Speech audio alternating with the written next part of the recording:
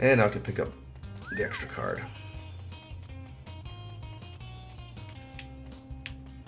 Now, because the encounters are triggered by moving in different areas, I'm going to sort of take my time explaining the setup to this game while I have a spare minute. First thing you'll realize looking at this game, even for a PS2 era title, the game does not look good. This game, the environments, for the most part, look incredibly simple and pretty crude in a lot of cases. There's some collision problems where you'll run into a wall or something and clip through it, kind of like that. The soundtrack is very eclectic and weird, but oddly charming. And overall, the aesthetic presentation of this game is not the best. If I could summarize God Hand in 2 words that kind of describes the whole aesthetic of the game, it would be lovable jank, because this game is a little bit rough in its presentation, but its mechanics and overall quirkiness are kind of the appeal.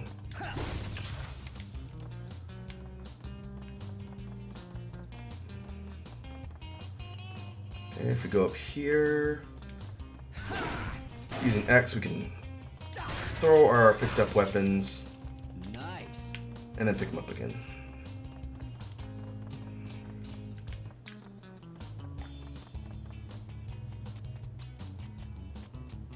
Okay, before I move on to the next set of enemies, explaining the interface on the lower left, the level 2, the gauge at the skull. God Hand has a dynamic difficulty system. The way that works is, as you play the game, fight enemies and knock them out and evade attacks and overall play well or get good, that meter will continue to level up. And when it levels up to a new level, the enemy AI becomes smarter. The enemies learn how to dodge your attacks better, they'll block more, they may actually do more damage as well, but overall the game gets more difficult. And that level goes up from level 1, 2, 3, and level 4 is die, I believe. And at that point, you're essentially playing the game on hard mode. And the enemies will try and overwhelm you, they will jump around your attacks, and overall the game gets much more difficult. But the reward for defeating enemies at the increasingly higher levels is, at the end of each major level break, it tallies how many you defeated at each difficulty level, and you get a cash bonus for it. And the cash, which we'll see in a little bit, is used to spend at the store to buy power-ups and purchase techniques. So in a way, God Hand encourages you to continue to play the game better and punishes you for playing the game poorly. Alright, we'll continue to move on here. Hitting square will allow us to swing our 2x4. And this guy is scripted to always pop a demon. After this point, demons are random spawns. Each enemy has a chance to turn into a demon, which goes into a specific fight. The screen changes. And demons are very difficult encounters, but you get prizes for beating them, and you can't run away from them. They will chase you down for the entire level.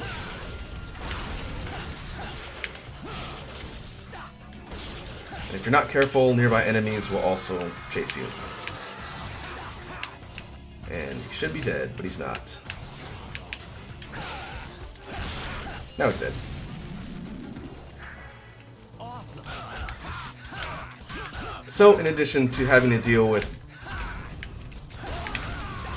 numerous enemies of increasing difficulty, you also run the chance of a random one upon KO turning into a demon, and there's 3 or 4 different types, and they will ruin your day.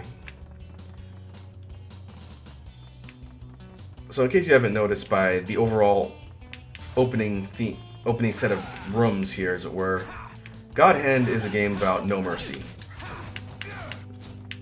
I think for the entire duration of the game as you're playing it, it doesn't let up one bit. But if you pay attention and practice and learn the different mechanics, learn the enemy behaviors, and learn how to dodge and counter, very much like a Monster Hunter title, you will get better at it, and the experience is very rewarding. Especially once you overcome a tough series of encounters.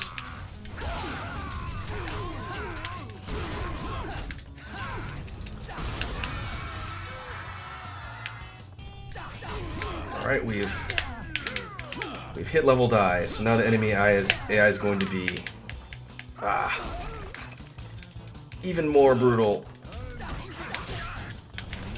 As you can see, hitting the big guys. Oh wow, that window is really short on level die. And we're back down to level 3.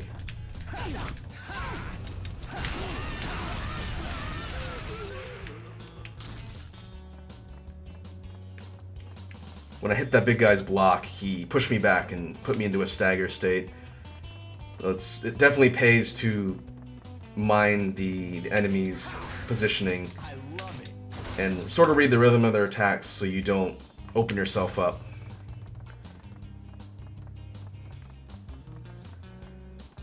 Another thing that I did briefly there with the X sidekick, the right stick dodge can also serve as an attack cancel, meaning if you throw an attack, punch, kick, any sort of attack, and then you flick up on the stick, you can actually cancel the move and throw out something else.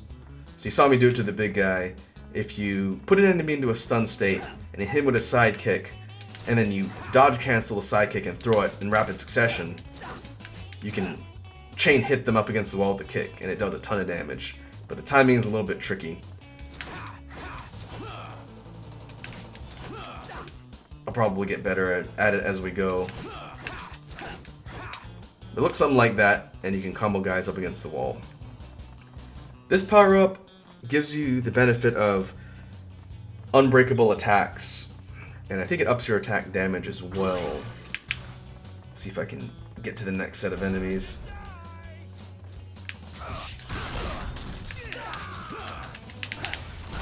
Before it wears off.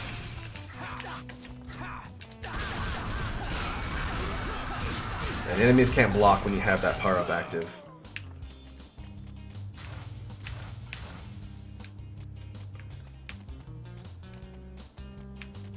Let's see. If I hit R2, or L2, L1 is quick turn, R1 is the roulette mode. If I hit L2, I get a taunt, which makes the enemies upset, but also boosts that orange meter underneath my life, which I haven't used yet. That is called the tension meter, I believe. And that triggers my God Hand mode, which I've not had a chance to use yet, but it's basically a devil trigger in that Gene goes into an invincible mode and he can basically free chain all of his attacks on square, and he can do massive damage to the enemies. So it's sort of like your panic button in a lot of instances, because it does a ton of damage. But we'll see if we can get through the next couple sections without using God Hand mode.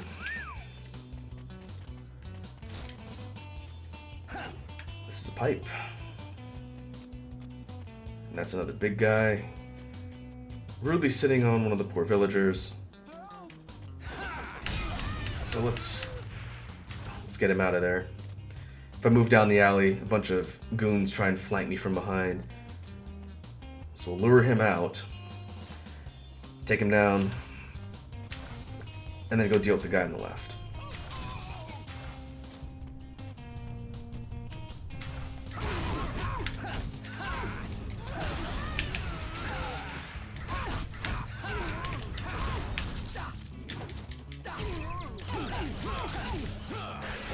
Oh boy. And it turns into a demon.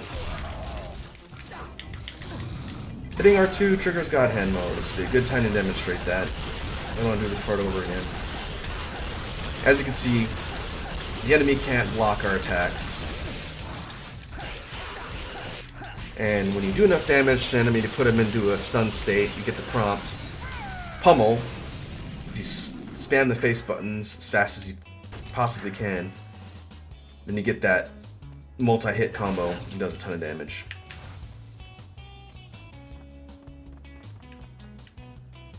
Alright, buddy, what you got for me?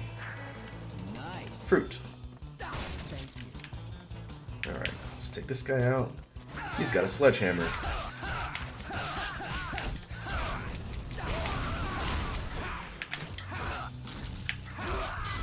Thankfully, the early level mooks don't have a ton of hit points, but even on level die, without a ton of hit points, they can do decent damage.